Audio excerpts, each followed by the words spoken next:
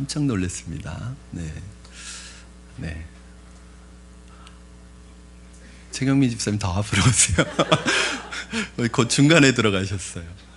자, 설교 시작 안 하겠습니다. 네, 감사합니다. 우리가 그동안 로마서의 말씀을 한 17번 정도 살펴봤고, 오늘부터는 구원의 클라이막스인 이 성결과 성화에 관한 주제로 말씀을 여러분과 나누려고 합니다. 그동안 우리는 로마서 1장부터 시작해서 5장까지에서 구원의 기초와 본질에 대해서 말씀을 나누었습니다. 여러분, 이 본문에서 사도 바울은 얼마나 집요하게 우리에게 구원의 본질과 기초에 대해서 이렇게 반복적으로 말씀하고 있는지 모릅니다. 이유가 있습니다. 너무나 중요하기 때문에 그렇습니다. 우리가 아직 죄인 되었을 때 그리스도께서 우리를 위하여 죽으심으로 하나님께서 우리에게 대한 자기의 사랑을 확증하셨느니라고 말씀하신 이 로마서 5장 8절 말씀이 1장부터 5장까지의 말씀의 요점이고 핵심입니다. 여러분, 구원이란 우리의 선행이나 노력으로 얻어지는 것이 아니다. 구원은 내 능력으로 얻어지는 것이 아니라 인간이 만드는 것이 아니다. 구원은 하나님이 주시는 것이다. 하나님의 선물이다. 오직 구원은 믿음으로 말미암아 얻어지는 것이고 이 믿음으로 의롭다함을 받아 하나님의 자녀가 되는 것이다. 여긴 누구도 예외가 될 수 없다. 누구든지 예수를 믿음으로 말미암아 구원을 받는 것이다. 이것이 이제 1장부터 5장까지의 내용을 계속해서 반복적으로 말씀하고 있는 것입니다. 우리가 느끼는 구원에 대한 좌절, 구원에 대한 목마름은 왜 생기는 것일까요, 여러분? 구원받았지만 우리는 왜 능력이 없는 이 이유는 어디에서 오는 것일까요? 구원에 대해서 우리가 오해하고 있기 때문에 그렇습니다. 처음에는 예수 믿으면 다 믿음으로 시작하는데 나중엔 다 행위로 돌아가고 율법으로 돌아갑니다. 순수하게 예수 그리스도를 믿는 믿음 하나로 구원을 시작하는데 나중에는 신앙생활 하다 보면 우리는 다 율법으로 돌아가고 다 종교로 돌아가고 다 세상으로 돌아가고 다 옛날 모습으로 돌아갑니다. 왜 그런가? 사람들의 사고방식 속에는 믿음으로 말미암아 산다는 개념이 없습니다. 사람들은 다 인간적이고 세상적인 사고방식은 뭐냐면 진화론적인 사고방식이에요. 하나님이 없는 경험이고 하나님이 없는 생각들입니다. 그러다 보니까 믿음으로 산다, 하나님을 모시고 산다는 것이 잘 이해가 안 돼요. 그게 어떻게 사는 건지 잘 납득이 안 됩니다. 이해가 될 것 같기도 하지만 잘 이해가 안 됩니다. 대부분. 그러니까 어떻게 가는 거예요? 종교 생활하는 사람하고 똑같이 가는 거예요. 선데이 크리스찬으로 가는 거예요. 내가 교회 다니고 있고 내가 성경책 들고 교회 가는 것으로 만족하면서 내 삶의 문제는 다시 옛날로 돌아가는 것입니다. 여러분, 구원이라는 것은 인간의 상식과 경험과 지혜로 이해되는 것이 아닙니다. 구원이라는 것은 성령께서 우리 안에 오셔서 성령께서 이해해 주시게 할 때 이해가 되는 것입니다. 그러므로 구원은 내 선행이나 노력으로 얻어지는 것이 아니라 오직 믿음으로 얻어지는 것임을 여러분 믿으시기 바랍니다. 오늘 여러분 말씀을 듣는 여러분 안에 성령께서 말씀의 은혜를 더하여 주셔서 이 진리가 이해되어지기를 주님의 이름으로 축원합니다. 여러분, 이렇게 구원에 대한 기초와 본질을 말씀하고 나서 6장에서 8장까지는 구원받은 성도들이 누리게 되는 축복, 구원받은 성도들이 누리게 되는 특권, 구원받은 성도들이 누리게 되는 승리를 이야기하고 있습니다. 이것은 구원받은 사람들이 구원을 받았을 뿐 아니라 생활에 있어서도 거룩해지고 성결해지는 영광스러운 축복이 있음을 이야기하고 있습니다. 오늘 살펴보게 될 이 6장의 말씀은 6장부터 8장까지 이어지는 이 성결의 은혜, 이 성화의 은혜에 대한 서론이라고 할 수 있습니다. 이제 6장부터는 어떻게 거룩해지고 어떻게 우리가 이 세상 속에서 악한 것과의 싸움에서 승리하고 거룩한 능력이 있는 구원받은 자의 특권과 축복을 누리게 될 수 있느냐를 말씀하고 있는데, 여러분 1절 말씀 한번 보시겠습니다. 우리 1절 말씀 집중해서 어떤 의미인지 생각해서 읽도록 하겠습니다. 시작. 우리가 무슨 말을 하리요? 은혜를 더하게 하려고 죄에 거하겠느냐? 여러분, 이 말씀은 무슨 말하리요? 은혜를 더하게 하려고 죄에 거하겠느냐? 이 말씀, 이 질문은, 이 반문은 지난주에 우리가 배웠던 5장 20절에 대한 반문입니다. 5장 20절에서 뭐라고 말씀하셨죠? 5장 20절 한번 보실까요? 5장 20절 우리 같이 읽겠습니다. 시작. 율법이 들어온 것은 범죄를 더하게 하려 함이라. 그러나 죄가 더한 곳에 은혜가 더욱 넘쳤나니. 이게 무슨 말이에요? 죄가 더한 곳에 은혜가 더욱 넘쳤다. 그러면 죄가 많아지면 은혜가 더 많아지는구나. 그러면 우리는 은혜를 더 받게 하기 위해서, 우리 안에 은혜가 더 풍성하게 하기 위해서 죄를 더 많이 지어야 되느냐? 여러분, 그런 반문이에요. 논리적으로 보면 그렇잖아요. 죄가 있는 곳에 은혜가 넘쳤다. 죄가 많은 곳에 은혜가 더욱 넘쳤다는 말은, 그러면 은혜를 더 넘치게 하기 위해서는 죄를 더욱 계속 짓자는 말이냐? 죄가 더 깊어져야 된다는 말이냐? 바울은 분명하게 얘기합니다. 2절 말씀 뭐라고 그래요? 그럴 수 없느니라. 죄에 대하여 죽은 우리가 어찌 그 가운데 더 살리요? 여러분, 구원받은 사람들이 어떻게 살아야 합니까? 우리는 이미 용서받았습니다. 아담의 원죄를 용서받았습니다. 우리는 하나님의 자녀가 되었습니다. 우리는 하나님과의 관계가 회복되었습니다. 이제는 천국 백성이 되었습니다. 그러면 천국 백성이 된 사람들이 죄가 많은 이 세상에서 어떻게 살아야 하는가? 구원받은 자와 구원받지 못한 자의 차이는 무엇인가? 구원받은 자의 특권은 무엇인가? 이거에 대해서 오늘 말씀이 얘기하고 있습니다. 여러분, 1절에서 우리가 발견하게 되는 것은 뭐예요? 철저하게 죄와 결별해야 된다. 죄와 단절해야 된다. 죄를 끊어야 한다. 그럴 수 없느니라. 은혜를 받기 위해 죄를 더할 수 없다고 말합니다. 죄에 대하여 죽은 우리가 어찌 그 가운데 살리요? 우리는 이미 구원받은 사람들입니다. 그러나 우리 안에는 아직도 죄의 문화가 있습니다. 우리는 아직도 죄의 습관을 가지고 있습니다. 옛사람의 사고방식과 죄의 사고방식을 아직도 가지고 있습니다. 그런 우리가 예수를 믿었습니다. 하나님의 영이 우리에게 왔습니다. 우리가 구원을 받았습니다. 하나님의 자녀가 되었습니다. 그러나 문제는 뭐예요? 아직도 죄의 습성이 남아있다는 것입니다. 그러나 여러분, 죄의 습성과 죄의 문화를 가지고 계속 있으면 된다, 안 된다? 안 된다. 그러면 결코 우리는 거룩해질 수 없다. 그러면 어떻게 해야 되느냐? 어떻게 거룩하게 승리하며 살 수 있느냐? 우리가 어떻게 성결의 과정에 들어갈 수 있느냐? 나는 구원받은 것으로 만족하느냐? 구원받은 것만 있으면 다 되느냐? 그게 아니라는 거예요. 우리는 구원받았다고 하면 천국 가는 것으로 다 되는 줄 아는데, 그래서 성결이 우리에게 거룩의 과정에 들어가지 못하는 것입니다. 어떻게 하라는 거예요? 죄를 끊어라. 인정사정 없이 우리 안에 있는 이 죄의 습성을 끊으라고 말씀하고 있습니다. 우리가 지난주에 살펴본 5장 12절 말씀, 여러분 함께 같이 읽겠습니다. 우리 자막을 통해서 같이 읽겠습니다. 시작. 그러므로 한 사람으로 말미암아 죄가 세상에 들어오고 죄로 말미암아 사망이 들어왔나니, 이와 같이 모든 사람이 죄를 지었으므로 사망이 모든 사람에게 이르렀느니라. 그렇습니다. 우리를 병들게 하고, 우리를 고통스럽게 하고, 우리를 좌절하게 하고, 우리를 죽게 하는 것이 바로 죄입니다. 죄가 우리에게 들어올 때 죄가 가지고 있는 고통과 사망과 슬픔과 질병과 이 모든 것을 죄가 가지고 들어왔다는 거예요. 죄 때문에 우리가 이렇게 시달림을 당하는 것입니다. 다른 것이 아니라 이 모든 것이 죄예요.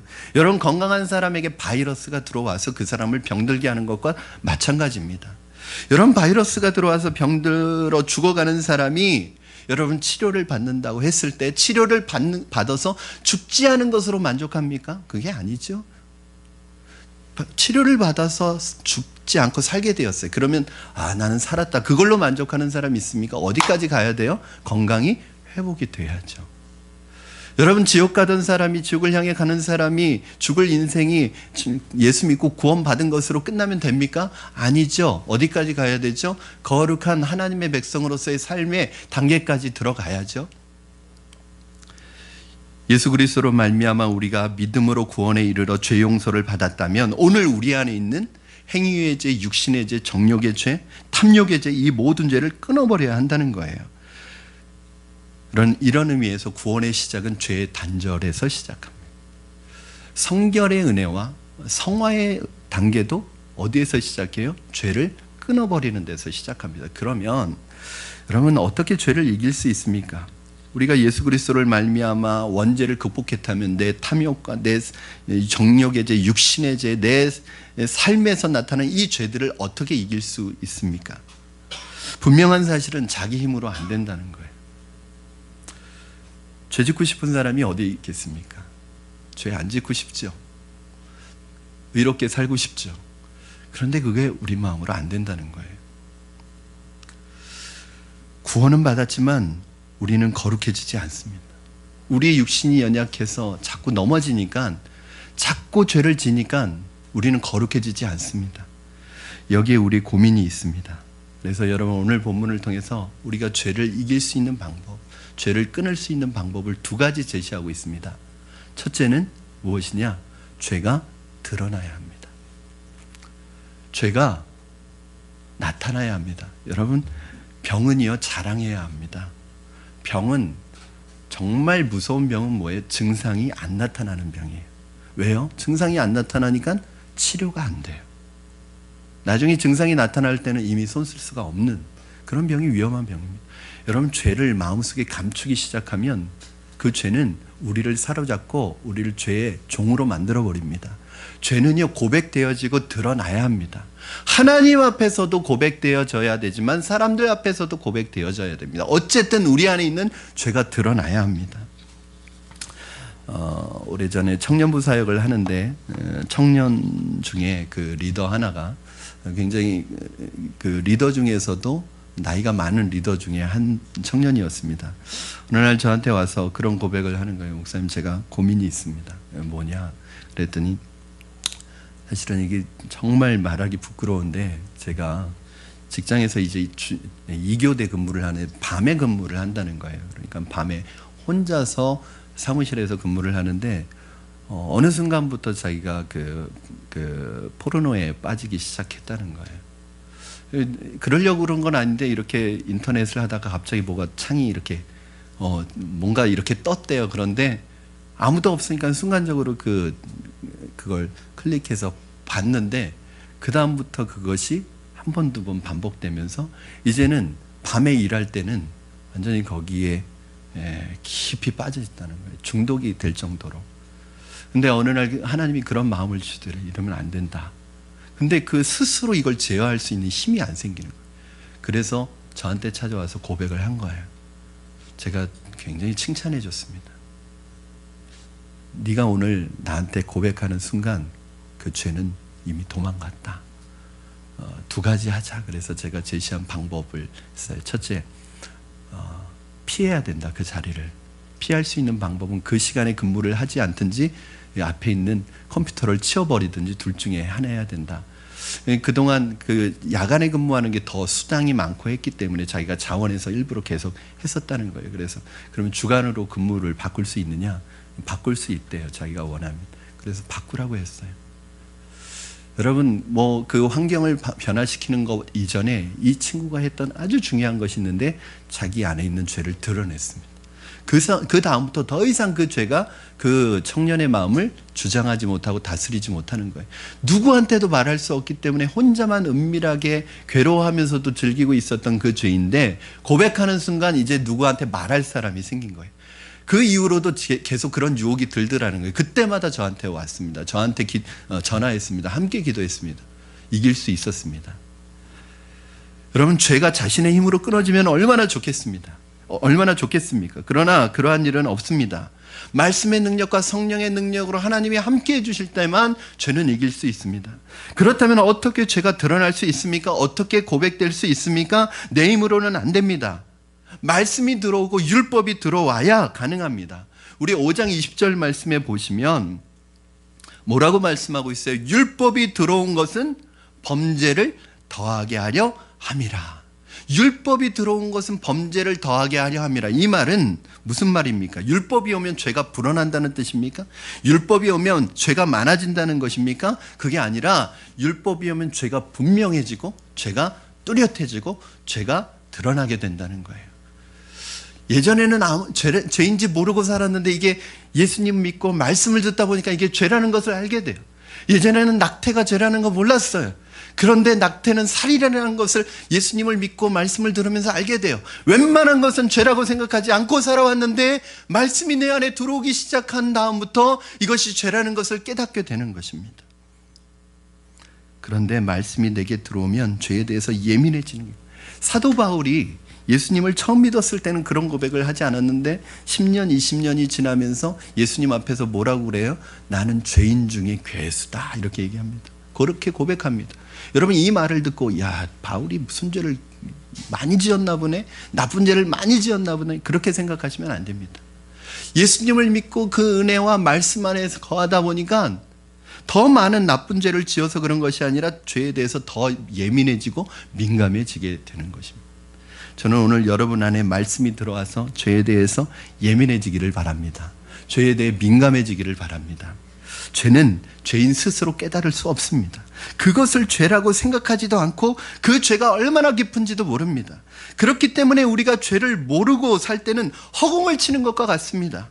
무언가 고치고 싶은데, 무엇인가 내가 새로워지고 싶은데 원인이 무엇인지 정확하게 이해할 수 있는 능력이 없다 보니까 이것은 고칠 수가 없는 거예요. 그러나 하나님의 말씀이 들어오면 죄가 속속들이 드러나기 시작하고 내 안에 있던 죄가 감추어졌던 것이 노출되기 시작합니다. 마치 얼굴이 더러운 사람이 자신의 얼굴을 볼 수 없는 상황과 마찬가지입니다. 자신의 얼굴을 볼 수 없기 때문에 자신의 얼굴이 더러운지 아닌지를 볼 수가 없는데 거울을 보는 순간 자신의 얼굴이 더럽다는 것을 알고 충격을 받습니다. 여러분, 율법은, 하나님의 말씀은 거울과 같습니다. 거울을 본다고 내 얼굴이 깨끗해지는 건 아니에요. 거울을 본다고 내 얼굴이 깨끗해지는 건 아니지만 내 얼굴이 더럽다는 건 알려줍니다. 율법이 온다고 해서 내가 죄가 깨끗해지는 건 아니에요. 그러나 율법을 통해서 내가 죄인이라는 사실을 알게 되고 내가 지금 하고 있는 일이 죄라는 것을 깨닫게 되고 죄에 대해서 민감해지는 것입니다. 이게 율법의, 하나님의 말씀의 기능입니다. 우리 주변에 이런 사람들을 가끔 봅니다. 어느 날 수련회에서 말씀을 듣다가 성령을 받고 죄를 깨닫고 하나님의 성령이 손으로 누르실 때 죄가 밝혀지기 시작합니다. 막 떼굴떼굴 구르면서 기도를 합니다. 다른 사람은 이해할 수 없습니다. 통곡을 하면서 기도합니다. 저도 이제 CCC 출신이라 우리 몽산포에서 이제 수련회를 하고 그러면 처음에 수련회를 하고 또 제가 수련회 갔을 때 그 수련을 어느 때는 막 비가 오는 때도 있었는데 그 비를 맞으면서 밖에서 통곡하면서 밤새 기도를 하는 거예요. 제가 그때 뭐라고 생각했는지 아십니까? 저 미쳤구나 저거. 아니 왜 비를 맞으면서 저 소리를 지르면서, 제가 보기엔 미친 사람처럼 보였어요. 그런데 어느 날 수련회에서 제가 은혜를 받았습니다. 기도하다가 한 7시부터 시작된 기도회가 이제 9시, 8시, 9시 사이에 캠프파이어로 이어지고 이제 밖에서 기도원 앞에 있는 마당에서 기도하기 시작했는데 그때 저에게 성령께서 임하시기 시작해서 죄를 고백하는데 제가 새벽 4시, 5시까지 기도가 이어진 거는 몰랐어요. 저는 기도를 하기 시작하는데 어떻게 하시면 성령님께서 제가 그동안 지어왔던 모든 죄를 다 낱낱이 보여주시는 거예요. 마치 파노라마가 지나가듯이. 저는 그게 죄인지도 몰랐어요. 죄라고 생각해 본 적도 한 번도 없었어요. 심지어는 저는 잊고 있었어요. 저는 그렇게 제가 기억력이 좋은지 몰랐어요. 그 어렸을 때 지었던 그 작은 죄까지 하나님께서 다 떠올리게 하시면서 밤새도록 회개를 하게 하시는데 저는 옆에서 기도하는 사람이 없는 걸 몰랐습니다. 기도가 끝났을 때는 제가 걱정이 돼서 지켜보고 있는 선생님 한 분만 계셨고 저 혼자 기도하고 있는 거예요. 얼마나 땅바닥을 떼굴떼굴 굴렀는지 옷은 다 흙투성이가 되어 있었고요. 여러분, 제가 그때 알았어요. 이게 미쳐서 그런 게 아니구나. 여러분, 성령이 사람의 죄를 지적하면 죄가 드러나면 정상적일 수가 없습니다. 이렇게 죄가 드러날 때 소리를 지르고 통곡을 하고 눈물을 흘립니다. 가끔 새벽 기도를 할 때 이렇게 목 놓아 우는 사람이 있습니다. 왜 그러냐면 그분에게 성령이 임하셨기 때문에 그렇습니다. 그분의 죄가 드러났기 때문에 그렇습니다. 그런데 그렇게 눈물을 흘리면서 죄를 고백하고 드러나는 순간 어떤 일이 일어납니까? 어떻게 됩니까? 여러분, 죄의 중요한 속성 중에 하나는 죄는 드러나는 순간 힘을 잃어버립니다. 효력이 떨어집니다. 죄는 언제 힘이 생기는 줄 아세요? 죄는 감추어져 있을 때 힘이 생깁니다. 우리가 무서운 게 뭐냐면 은밀한 죄예요. 이 은밀한 죄는 드러내지 않고 감추기 때문에 이것이 점점 내 마음에서 나를 죄의 종으로 사로잡아서 죄로부터 해방하지 못하게 합니다. 저는 숨어있는 여러분의 죄가 다 드러나기를 바랍니다. 감추지 마세요. 숨기지 마세요. 나쁜 습관이 도덕적이고 윤리적인 죄뿐만 아니라 내 안에서 하나님이 기뻐하시지 않는 습관적인 이 모든 하나님 기뻐하시지 않는 일까지 다 여러분 드러나고 여러분 하나님 앞에서 고백되어지기를 바랍니다. 따라서 이 죄는요, 자기가 감추어져 있을 때만 힘을 얻기 때문에 드러나려고 하지 않아요. 죄가 나타날 때, 드러날 때 몸이 찢어지는 것 같은 고통을 느낍니다. 힘이 드는 거예요. 어려운 거예요. 막 몸살을 앓는 것 같이. 제가 아는 집사님 한 분이요, 늘 이제 교회를 나오면서 담배 피는 문제 때문에 늘 힘들어 했었대요. 여러분, 주위 있는 분들에게 담배 끊고 교회 나오라고 하지 마십시오. 절대. 그러면 나올 수가 없습니다. 여러분, 그것보다 더 중요한 건 내가 예수 그리스도를 믿는 게 중요해요. 그냥 예수 믿는 게 더 먼저입니다. 그런데 어느 날 하나님께서 신앙생활 하다 보면 내 마음속에 그거에 대한 걸림을 주실 때가 있어요. 이 집사님이, 제가 이제 세문안교회 집사님이셨는데 저를 가르쳐 주신 영어 선생님이셔요. 어느 날 내가 담배를 끊어야겠다고 생각하는데 막 골초시거든요. 못 끊는 거예요. 아무리 끊으려고 해도 노력해도 안 되는 거예요. 그런데 금요 심야 철야를 하다가 기도를 하는 가운데 성령님이 임하셨어요. 그래서 자기가 나와서 간증을 합니다. 그날도 양발 속에다가 담배를 껴가지고 그거를 딱 내놓고 간증을 했습니다. 내가 오늘 마음속에 하나님이 감동을 주셔서 끊겠다는 마음을 가졌다고 하고 딱 시작을 했는데, 그 이후로 며칠 동안 40도가 넘는 고열에 시달리더래요. 여러분, 이런 것입니다. 우리가 과거에 어떤 것을 딱 끊으려고 할 때 이게 쉽지 않아요. 그런데 그 시간을 보내고 나서 어떤 현상이 담배를 피우는데 담배가 그렇게 쓰더래요. 담배를 안 피고 싶어서 안 핀 게 아니라 못 피게 됐답니다. 그래서 그렇게 담배를 끊었다는 얘기를 들은 적이 있습니다. 여러분, 우리의 과거와 결별하고 과거의 세상과 결별할 때는 막 힘듭니다. 막 몸살을 앓는 것 같아요.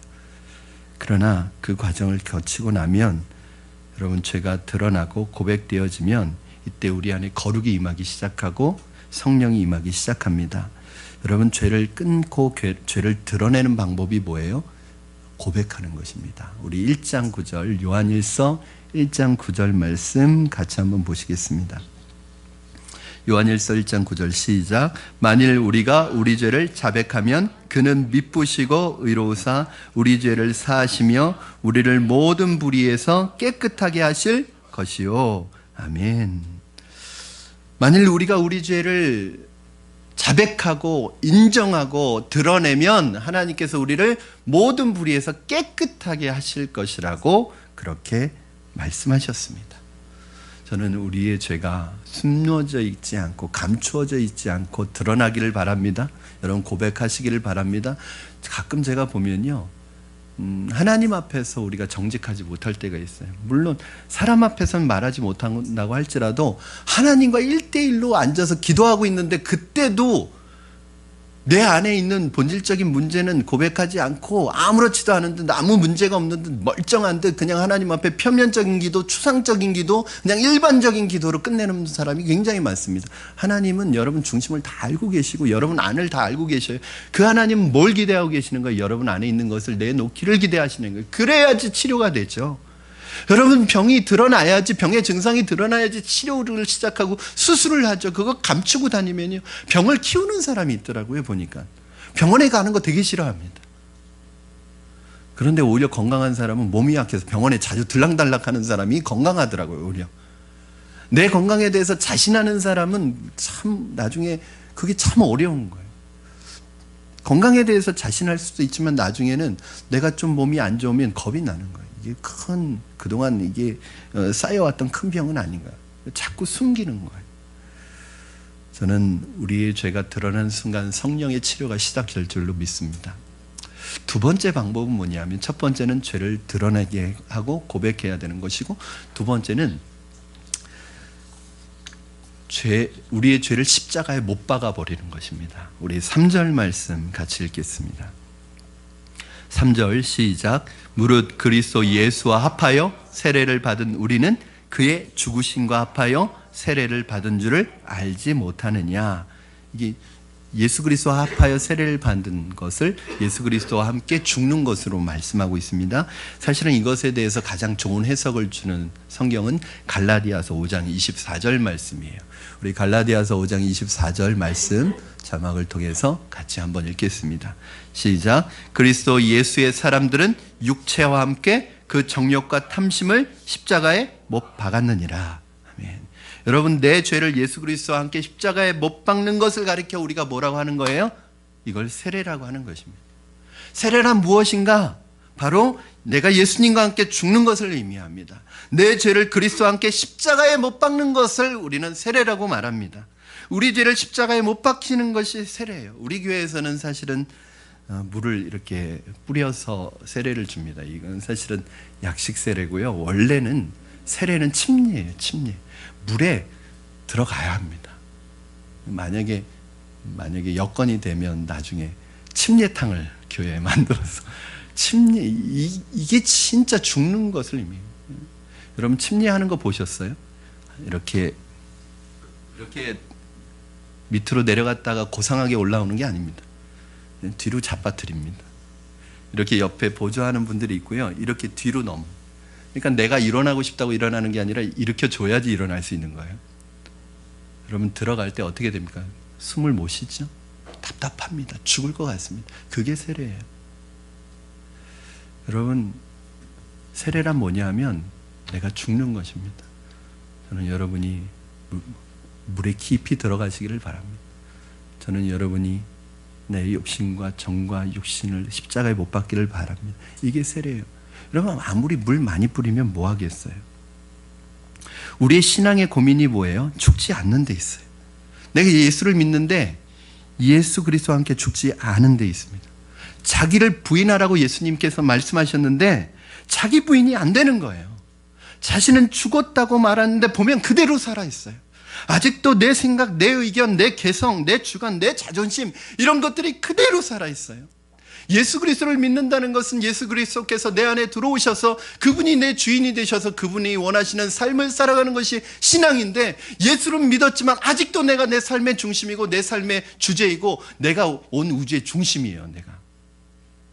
내가 기분 나쁘면 그건 나쁜 거고, 내가 기분 좋으면 그건 좋은 거고, 내가 기분 나쁘면 그건 악한 거고, 내가 기분 좋으면 그건 선한 거예요. 모든 게 모든 삶의 중심이 내 중심이에요. 아직도 안 죽었어요. 물만 뿌렸지 죽지 않았어요. 그대로 살아있어요.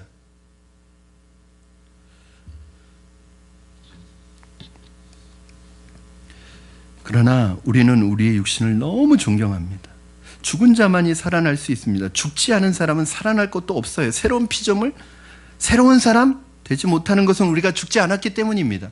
누구든지 그리스도 예수 안에 있는 자에게는 결코 정죄함이 없나니, 여러분, 그리스도 안에 있는 자에게는 새로운 피조물이 되었느니라. 이전 것은 지나갔으니 보라, 새 것이 되었도다. 왜 새로운 피조물이 안 되고 새 것이 되지 않아요? 우리가 죽지 않았기 때문이에요. 우리가 새롭게 살아난다는 것은 죽는 것을 전제하는데, 죽지 않으니까 살아나는 것도 없는 거예요. 그러니까 아무런 변화 없이 옛사람 그대로입니다. 우리는 죽는 게 아니라 잠깐 기절했다가 일어나요. 그러니까 조금 있다가 제정신이 돌아오는 거예요. 그러니까 미운 사람은 그대로 믿고, 욕심도 그대로 있고, 정욕도 그대로 있습니다. 변한 것이라고는 기도한다는 것, 찬송한다는 것, 헌금한다는 것, 예배한다는 것, 이거는 변했는지 모르겠는데 육신은 그대로 있습니다. 여러분, 정말 육신이 죽었습니까? 인격이 변했습니까? 사람이 변했습니까? 교회에 나오고 예수 믿으면서 무엇이 변했습니까? 아무것도 변한 거 없습니다. 옛날 그대로입니다. 무엇이 문제입니까? 죽지 않았어요. 여러분 한번 이렇게 생각해 볼까요? 예수 그리스도께서 우리를 위해서 죄를 용서하시기 위해서 십자가에 달리셨는데 죽은 것이 아니라 잠깐 기절하셨다면 어떤 일이 일어날까요? 예수님 죽은 줄 알고 무덤 속에 가도 이렇게 장사를 지냈는데 예수님이 죽은 게 아니라 기절했다가 다시 무덤에서 깨나서 일어났다면 무슨 일이 일어날까요? 우리의 구원은 이루어지지 않습니다. 우리의 죄 용서는 이루어지지 않습니다. 우리가 구원받고 우리가 죄 용서받은 것은 무엇 때문이냐면 예수님이 죽었기 때문입니다. 예수님이 진짜 죽었습니다. 우리를 위해서 죽어주셨습니다. 그리고 그분은 십자가에서 창으로 옆구리를 찔러서 물과 피가 나오는 것을 확인했습니다. 이건 뭐냐면 죽었다는 신호거든요. 죽었다는 사인이거든요. 죽은 걸 확인하고 무덤에 그 장정 서남용이 옮겨야지 옮길 수 있는 무덤문이 있는 무덤문이 있는 그 무덤 속에서 3일 동안 죽어 있었습니다. 근데 예수님께서 살아나셨습니다. 그래서 예수님의 부활은 진짜입니다. 왜요? 죽었기 때문에. 여러분 그 죽음이 우리를 살리신 거예요. 예수님의 십자가를 볼 때마다 그 안에 내 죄가 죽어 있는 것을 발견해야 합니다. 내 죄가, 내 모든 정욕과 욕심이 그 십자가에 걸려 있는 것을 봐야 합니다. 내 모든 절망과 좌절과 고통이 그리스도를 믿음으로 말미암아 십자가에서 못 박혀 죽은 것입니다. 따라서 너희는 십자가의 죄를 못 박아라. 내 모든 고통, 내 모든 욕심이 다 십자가에 못 박혀 우리가 다시 살아나는 것입니다. 그래서 여러분들이 십자가를 볼 때는 거기에 여러분의 죄와 여러분의 고통과 그 여러분의 육신과 정욕과 욕심이 못 박혀 있는 것을 봐야 되는 거예요. 여러분 4절 말씀 한번 보시기 바랍니다. 시작. 그러므로 우리가 그의 죽으심과 합하여 세례를 받음으로 그와 함께 장사되었나니 이는 아버지의 영광으로 말미암아 그리스도를 죽은 자 가운데서 살리신과 같이 우리로 또한 새 생명 가운데서 행하게 하려 함이라. 그렇습니다. 여러분 예수 믿는다는 것은 우리가 그리스도와 함께 십자가에 못 박혔다는 것을 말합니다. 우리는 예수 믿는 것 믿고 구원받은 것만 생각합니다. 그러니까 우리의 구원에 능력이 없는 거예요. 여러분 구원받은 것으로 끝나는 게 아닙니다. 예수 믿는다는 것은 뭐예요? 우리 죄를 십자가에 못 박아야지 우리가 다시 사는 거예요. 그때 여러분 십자가에서 걸어 나오는 거예요. 여러분은 십자가에 여러분을 못 박고 여러분의 옛사람의 시체는 십자가에 걸려 있고 여러분이 살아서 십자가에서 걸어 나오는 것입니다. 여러분 이것이 예수 그리스도와 함께 죽고 예수 그리스도와 함께 사는 거예요.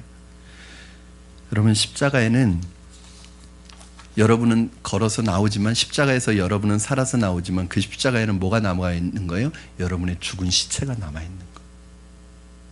그 십자가를 볼 때마다 저 십자가에 내 죄와 내 육신과 내 욕심과 내 옛사람이 저게 못 박혀 있는 것을 봐야 되는 거예요. 죽은 걸 봐야, 그래야 내가 살아나는 것입니다.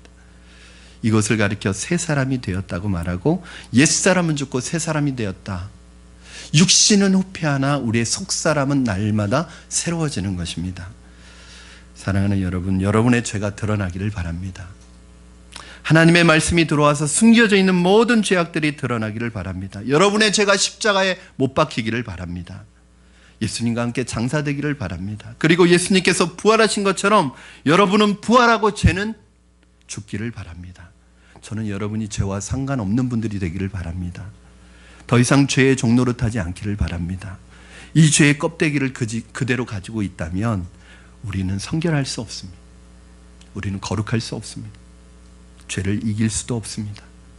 이것을 가장 잘 설명해 주는 것이 로마서 8장 11절입니다. 여러분 로마서 8장 11절 말씀 우리 같이 한번 읽겠습니다. 시작. 예수를 죽은 자 가운데서 살리신 이의 영이 너희 안에 거하시면 그리스도 예수를 죽은 자 가운데서 살리신 이가 너희 안에 거하시는 그의 영으로 말미암아 너희 죽을 몸도 살리시리라. 아멘.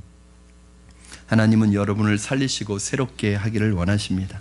그러나 여러분 안에 있는 모든 죄는 껍데기는 죽이기를 원하십니다. 여러분에게 여러분의 죄를 십자가에 못 박는 은혜가 있기를 바랍니다. 두려워하지 마십시오. 담대하게 죄를 끊어버리십시오. 십자가에 여러분의 죄를 못 박으시기 바랍니다. 그래야만 8장의 이 승리의 노래를 부를 수 있습니다. 여러분, 죄를 십자가에 못 박은 사람은 절대로 죄를 짓지 않을까요? 죄를 십자가에 한번 못 박은 사람은 절대로 죄를 짓지 않을까요? 아닙니다. 짓습니다. 그러나 달라요. 어떤 사람은 죄를 안 지으려면 뻘뻘 땀을 흘리는 사람이 있습니다. 근데 어떤 사람은 죄를 지으려면 뻘뻘 땀을 뻘뻘 흘리는 사람이 있어요. 어떤 사람은 죄 짓는 게 너무 쉬운 사람이 있어요. 그런데 어떤 사람은 죄 짓는 게 너무 어려운 사람이 있어요. 저는 여러분이 죄 짓는 게 어렵기를 바랍니다. 여러분, 저는 여러분이 죄를 안 짓는 것은 아닙니다. 우리가 죄를 안 짓는 것은 아닙니다. 그러나 우리는 죄를 지었을 때 빨리 빠져나와야 합니다. 순간적으로 잘못했다가도 빨리 멈추어야 합니다. 왜요? 우리는 우리의 죄를 십자가에 못 박은 사람들이기 때문에 그렇습니다. 그러나 십자가의 죄를 못 박지 않은 사람은 계속 죄를 짓습니다. 사랑하는 여러분, 말씀을 정리합니다. 구원받은 것으로 만족하지 마시고 거룩해지십시오. 성결해지십시오. 여러분의 모든 죄가 십자가에 못 박히기를 바랍니다. 모든 질병도 고통도 사망도 십자가에 못 박고 거룩하고 순결하게 하나님께 영광스러운 승리 속에 살게 되시기를 주님의 이름으로 축원합니다. 우리 이 시간에 함께 찬양하시고 함께 기도했으면 좋겠습니다. 우리 안에 여전히 주님 보시기에 선한 것이 하나도 없고 우리의 마음을 오픈하면 여전히 죄 가운데 있지만 이것이 주님 앞에 오픈되어지기를 원합니다. 주님 앞에 고백되어지기를 원합니다. 주님, 내 마음속에 있는 옛사람의 사고방식과 죄의 문화와 습성들 다 하나님 십자가에 못 박게 하시고 하나님의 마음, 우리 마음 주셔서 성령의 마음을 우리에게 주셔서 새로운 피조물, 새로운 하나님의 사람으로 세워지게 하여 주시옵소서. 우리 시간에 함께 찬양합니다. 보소서 주님,